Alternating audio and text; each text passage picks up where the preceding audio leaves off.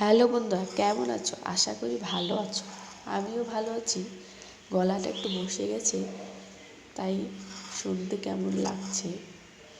দেখো বন্ধুরা, এখানে তোমাদের সঙ্গে শেয়ার করব পটল আলু ভাজা রেসিপি। কে কে খাও এইভাবে বলবে প্লিজ কমেন্ট করে। দেখো এখানে আমি আলু আর পটল কুচি করে কেটে নিয়েছি। কড়াইতে তেল দিয়েছি,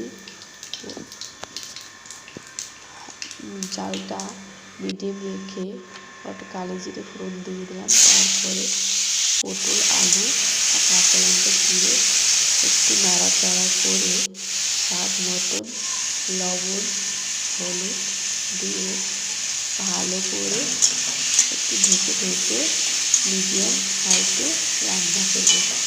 আর এইভাবে গরম ভাতে খেতে খুবই ভালো লাগে। এইভাবে ঢেকে রেখে কিছুক্ষণ পর ফিরে আসতে দেওয়া, ঢাকনা খুলে এরকম হয়ে গেছে, সবজিগুলো সিদ্ধ হয়ে গেছে।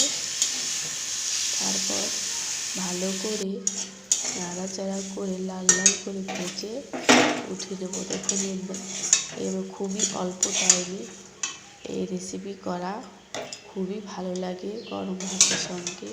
যখন দেখা গেল যে কিছুই নেই হাতের কাছে, ঝটপট করে এই সবজি রান্না করে খেয়ে নিতে পারবে গরম ভাতের সঙ্গে।